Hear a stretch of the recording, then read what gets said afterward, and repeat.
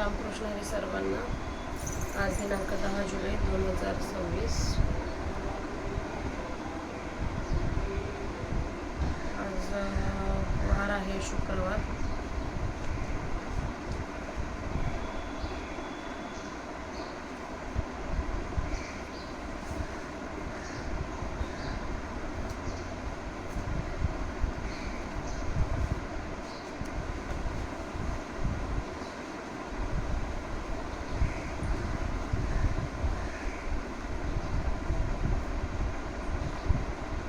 आज माऊलीच्या सेवेला सुरुवात करूया.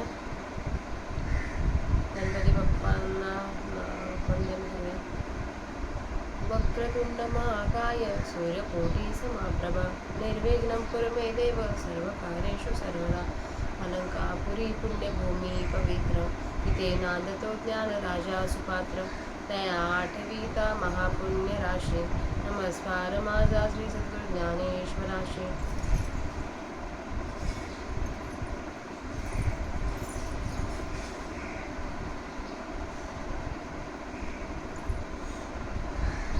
तर काल आपण 266 ओव्यांचं वाचन केलं होतं. 15व्या अध्याय ते 266 ओव्यांपर्यंत आपण वाचन करत आलो होतो आणि 3 श्लोक वाचून झाले. तर 4था श्लोक वाचायला सुरुवात करूया.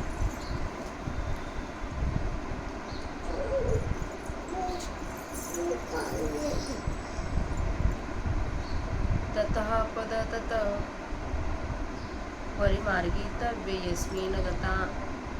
ततः पदतत परिमार्गितव्य यस्मिन् गता निवर्तन्ति भूयः तमेव चाद्यं पुरुषं प्रपद्ये यतः प्रवृत्ती प्रसृता पुराणो.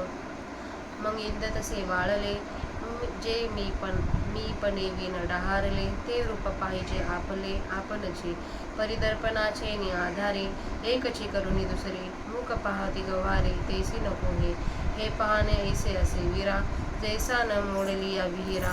मग आपलिया उगमी झरा भरवणी ठाके ना तरी आठलिया अंभ निजबिंबी प्रतिबिंब नेट एका नभी नभ घटाभावी नाना इंधनाशु सरलेया वनी बरते जेवी आपण पया तैसे आपोआप धनंजया न्याहाळ नेजेगा.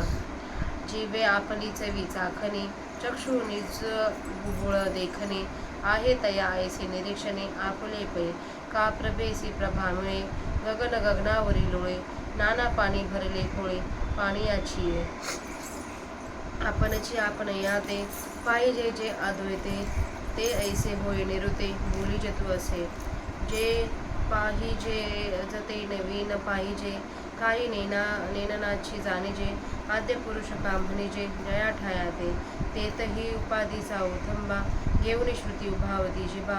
मग नामरूपाचा बडंबा करीती वाया पै भय भव स्वर्ग उभगले मुमुक्षा योग ज्ञाना वळवले पुढतील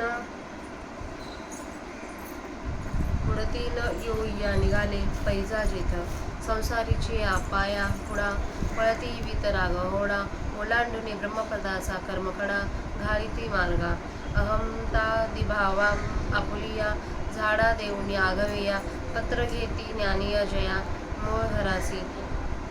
जे का वस्तूचे नेनने आणले थोर जगा जाणणे नाही ते नांदविले जेने मी तू जगे पैजेतुनी हे एवढी विश्व परंपरेची वेलांडी वाढती आशा जैशी कोरडी निदेवाची पार्था ते वस्तू पहिले आपण पे पै आपुले पाहिजे जैसे हिमले हिवे हिवे आणि काही कतया ओळख नसे धनंजया तरी जया का भेटलिया येणेचे नाही परितया भेटती ऐसे जे ज्ञान सर्वत्र सरीसे प्रयाम्बुसे पैसे भरले पण निर्माण मोहाजित संग दोषा अध्यात्म नित्या विनिवृत्त कामाः द्वंद्वे विमुक्ता सुख दुःख सौनै गच्छन्त मूढा पद्मव्ययं तथा. जया पुरुषांचे कामन सांडून गेले मोहमान वर्षाती जैसे घन आकाशाते निकवड्या निष्ठुरा उभा गजे जीवी सोयरा तेसे नागवते विकारा वेटाळूचे फळली केळी उन्मळे, तैसे आत्मलाभे प्रबळे. ज्याची क्रिया ढाळे ढाळे गळती आहे, आगी लागली यारुखी. देखोनी सैरा पळती पक्षी, तैसे सांडिले आशेकी विकल्पी जे. आई के सकळ दोष शत्रुनी, अंकुर जिती जी मेदिनी. तिये भेदबुद्धीची कहाणी, नाही जयाते. सूर्योदया सरीसी, रात्री पळवून जाय अपेसी. गेली देह हंता तैसी, अविद्ये सवे. पै आयुष्य ना जीवाते, शरीर सांडी जेवी अवचिते. तेवी निदसुरे द्वैते सांडिले जे. लोहांचे साखळे परिसा, न जोडे अंधार रवी जैसा. द्वैत बुद्धीचा तैसा, सदा दुकाळ जया. अगा सुख दुःखाकारे, द्वंद्वे देई जिये गोचरे. तिये जया का सामोरे, होती चीना. स्वप्नीचे राज्य का मरण, नोई हर्ष शोकासी कारण. उपवळली या जाण जियापरी, तैसे सुख दुःख रूपी. द्वंद्वी जे पुण्य पापी, न घेपी जती सरपी. गरुड जैसे आणि अनात्म वर्ग नीर, सांडून आत्मरसाचे क्षीर. चरताती जे सविचार, राजहंस. तिकडं आलं आपल्याकडे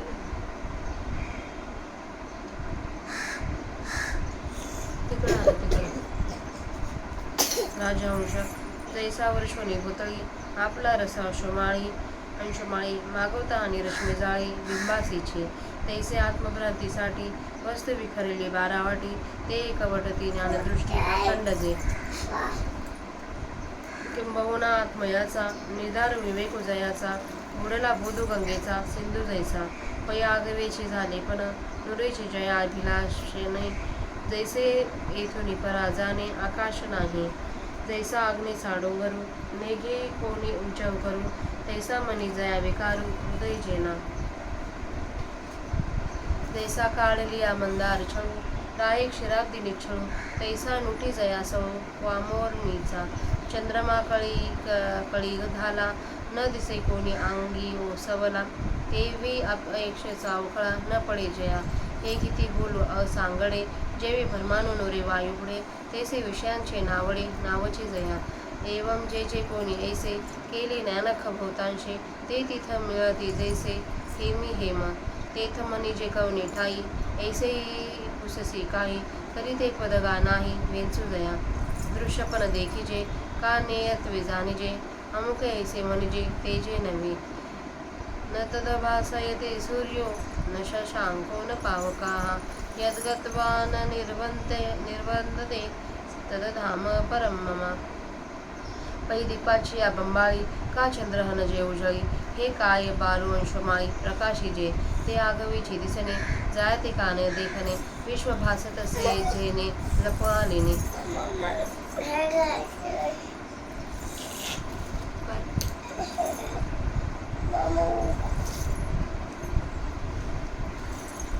प्रकाश जे, ते आगवेची दिसणे, जायते कान देखणे. विश्व भासत असे जेने, लपालेने. जैसे शिंपीशन हारपे, तव तव खरे होय रूपे. का दोरी लपता सापे, पार होई जे. तैसे चंद्र सूर्यादी थोरे,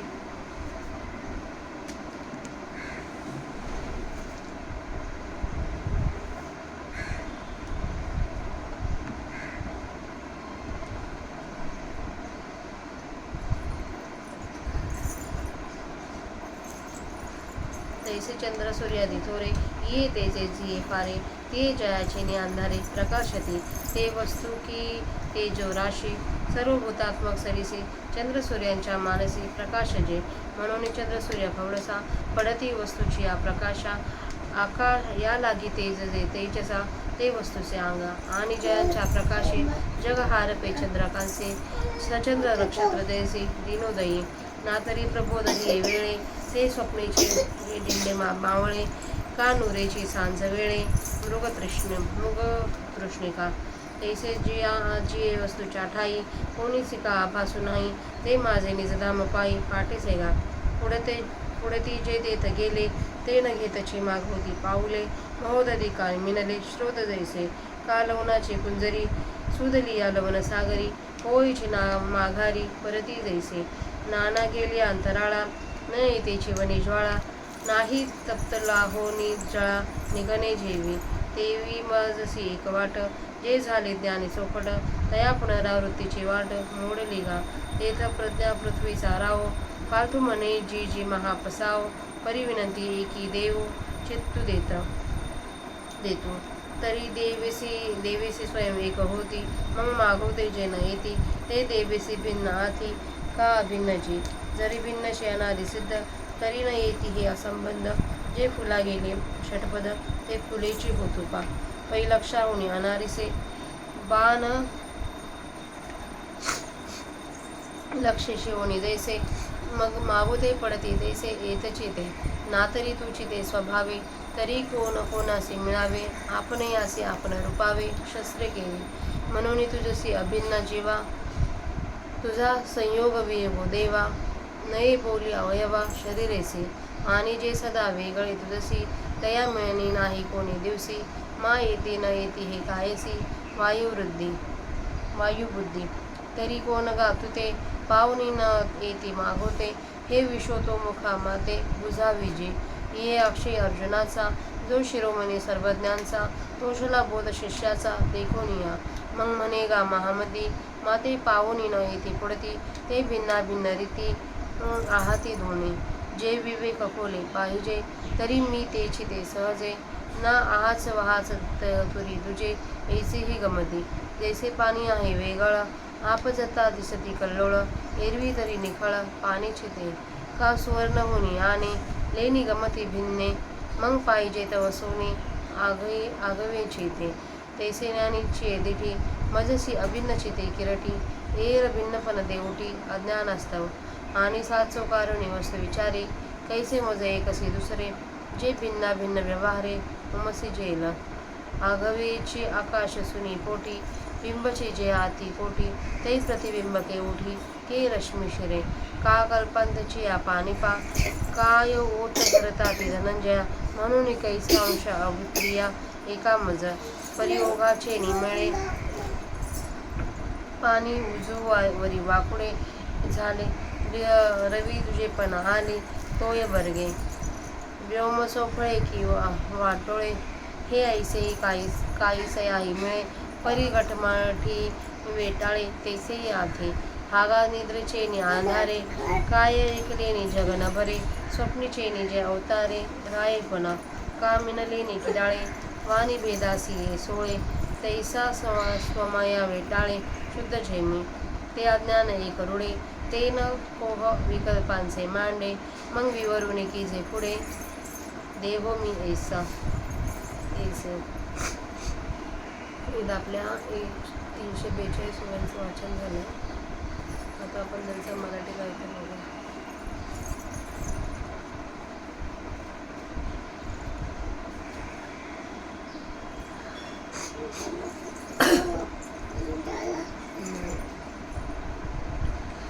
नंतर त्या आपल्या रूपास पाहावे की ज्या ठिकाणी गेले असता पुन्हा परत येत नाहीत, ज्यापासून ही अनादि विश्व परंपरा नुसतीच वाढली, अशा त्या आद्य पुरुषाचंच आत्मस्वरूपासच आनंद ज्ञानाच्या अंगाने शरण जावे.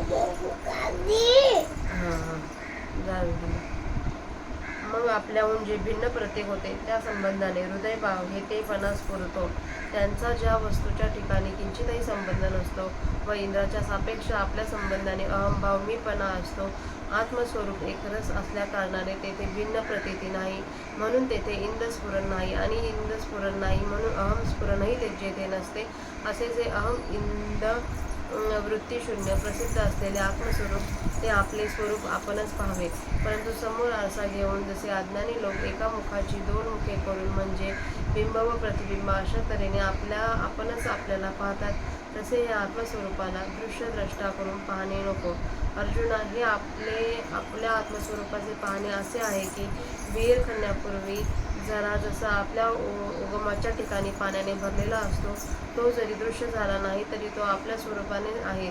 अथवा पाणी लागल्यावर प्रतिबिंब जसे आपल्या बिंबाच्या ठिकाणी मिळते, अथवा घट फुटल्यावर जसे घटाकाश महाकाशा ठिकाणी मिळते, अथवा अग्नीतील जळणारी लाकडं निशेष संपल्यावर अग्नी जसा मूळ स्वरूपात येऊन मिळतो, त्याचप्रमाणे अर्जुना, जे आपण आपल्याला सहज पाणी आहे. जिभेने जशी आपली चव चाखावी अथवा डोळ्याने जसे आपले बुबुळ पाहावे, त्याप्रमाणे आपण आपल्याला पाहणे आहे.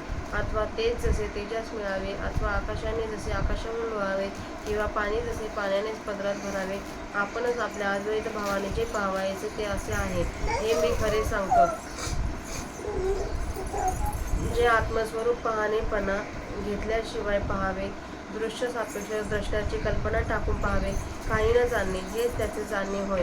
व ज्या ठिकाणाला, ज्या आत्मस्वरूपाला आद्य पुरुष असे म्हणतात, त्या आत्मस्वरूपाच्या ठिकाणी देखील मायोपाधीचा आश्रय घेऊन देह आत्मस्वरूपाचे वर्णन करण्यास तयार होतो, आणि मग त्या ठिकाणी नामरूपांचा व्यर्थ गलबला करतात. संसार व स्वर्ग यास कंटाळलेले आणि अष्टांग योग व ज्ञान यांचा आश्रय केलेले मुमुक्षु लोक पुन्हा स्वर्ग व संसार यांच्याकडे येणार नाहीत, अशा प्रतिज्ञेने ज्या आत्मस्वरूपाकडे जाण्यास निघाले, ते वैराग्यशील पुरुष संसार त्याचा पाठलाग करीत असताना त्या संसाराच्या पायापुढे प्रतिज्ञेने पळतात व कर्माचा शेवट जो सत्यलोक हाच कोणी कडा, त्या कड्याचे उल्लंघन करून त्यास मागे टाकतात. आपल्या अहंकारादी सर्व अनात्मवृत्तीचा झाडा घेऊन ज्या मूळच्या आत्मस्वरूपी घरात जाण्याकरता ज्ञानी लोक दाखला देतात, ज्या वस्तूच्या अज्ञानाने जगाशी विपरीत असलेले जबरदस्त मिथ्या ज्ञान उत्पन्न केले, आणि ज्या वस्तूच्या अज्ञानाने नसलेले मी तू पण जगात प्रचारात आणले, ज्याप्रमाणे निर्दैवी पुरुषांची पोकळ आशा वाढत असते, ज्याप्रमाणे ज्या स्वरूपापासून विश्व परंपरेच्या विस्ताराची एवढी वाढ होते, अर्जुना, ते आपले मूळ आत्मस्वरूप आपण आपल्याच ठिकाणी पाहावे. ते कसे तर जसे थंडीने थंड व्हावी म्हणून अभिप्राय असो, की या हिवाच्या थंडीच्या दृष्टांत त्रिपुटी अशी एक आहे, त्याप्रमाणे आत्मस्वरूपात दृश्य, द्रष्टा व दर्शन ही त्रिपुटी एक आहे असे समजणे, हेच आपण लावूया. थांबा जरा 2 मिनिटं तिथं बस ना.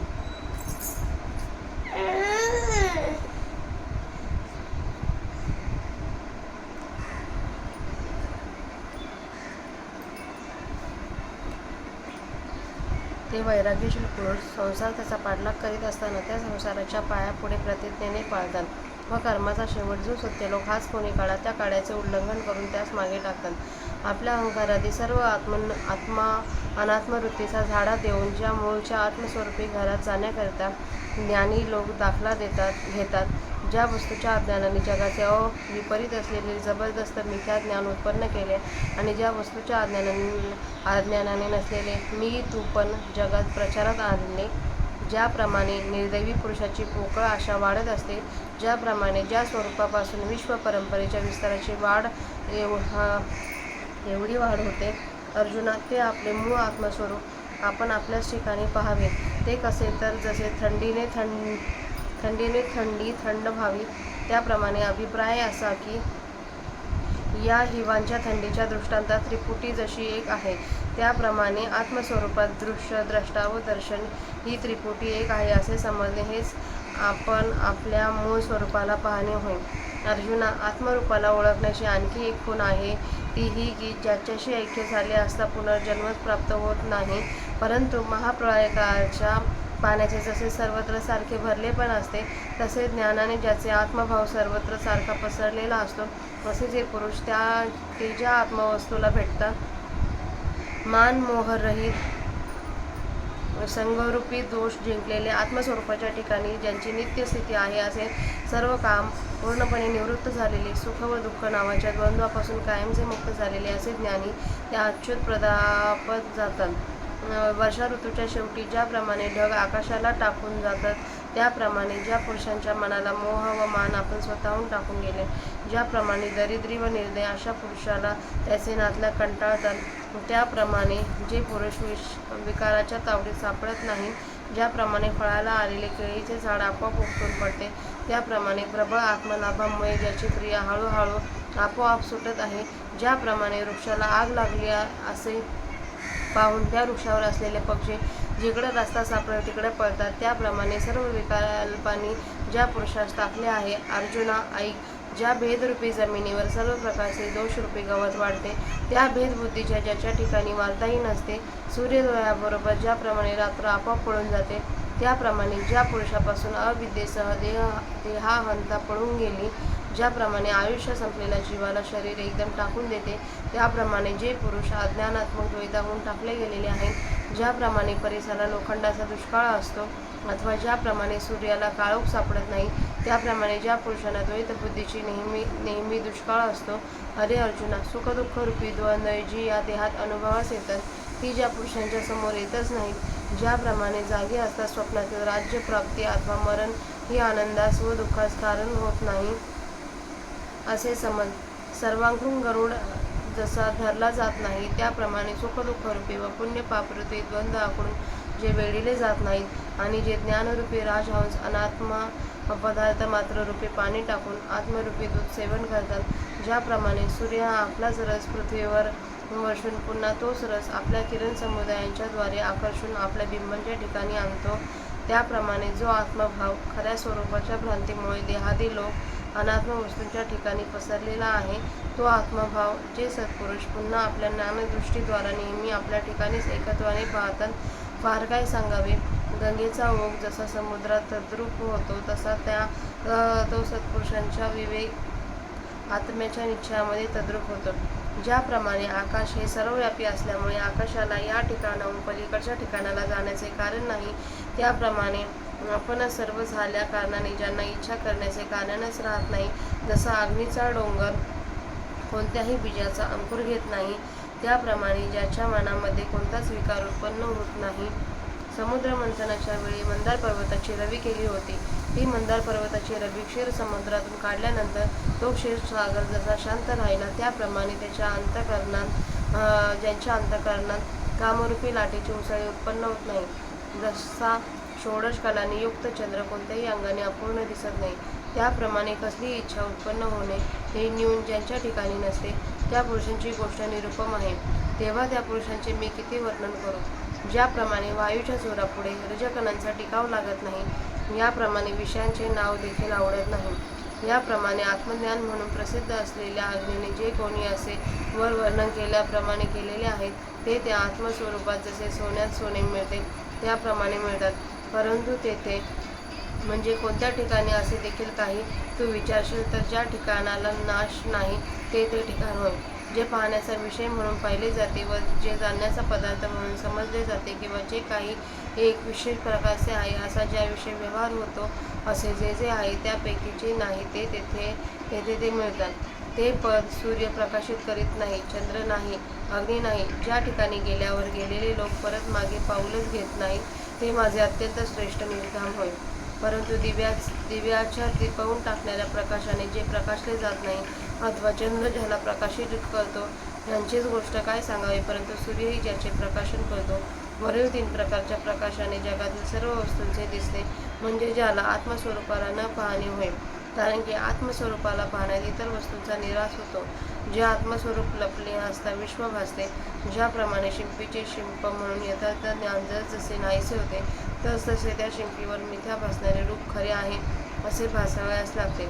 अथवा दोरीच्या यथार्थ स्वरूपाच्या अज्ञानात सापाचा भास जसा जास्त दृढ होत जातो, त्याप्रमाणे चंद्र, सूर्य इत्यादी जी ही मोठमोठाली तेजे आहेत, ती ज्या आत्मस्वरूपाच्या अज्ञानात प्रकाश करतात, ती आत्मवस्तू सर्व केवळ तेजाची राश आहे आणि ती आत्मवस्तू सर्व प्राण्यांमध्ये आत्मत्वे करून सारखी व्याप्त आहे व जी चंद्र सूर्याच्या मनात प्रकाशते.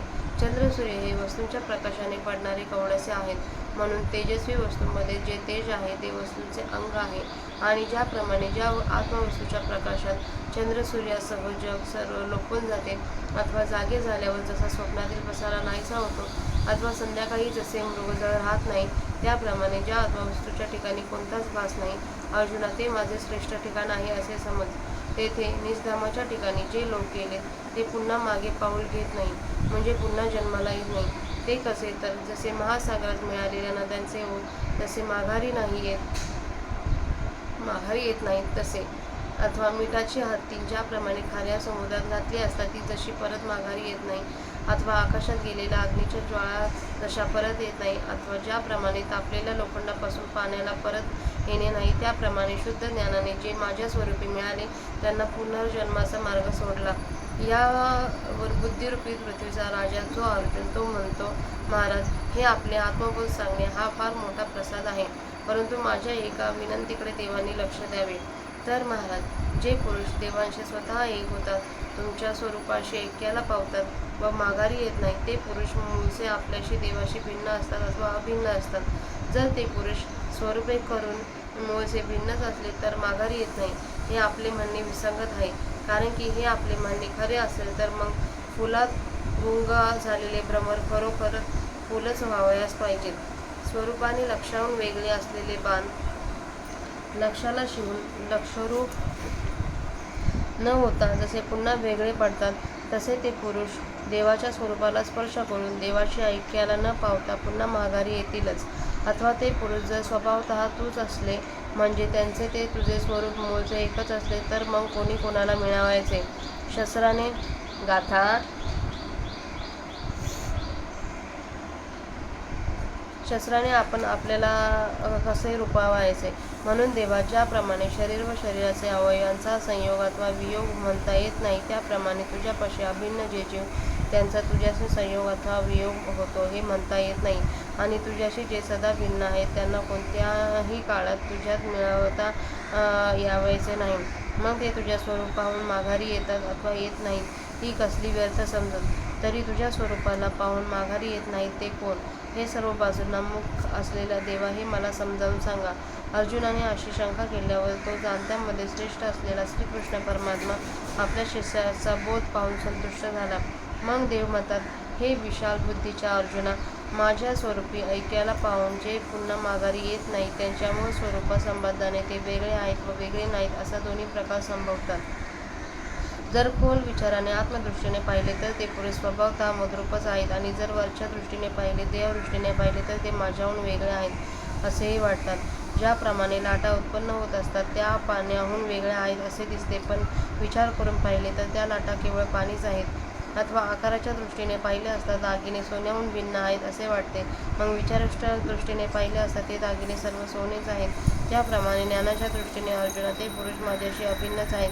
दुसरे जे वेगळेपण उत्पन्न होते ते अज्ञानामुळे होते, आणि खरोखर वस्तुविचाराने आत्मदृष्टीने पाहिले असता मी जे त्या मला दुसरे गोठले, की जे वेगळे आहे किंवा एक आहे असा व्यवहार होऊन तद्वारा उघड करता येईल.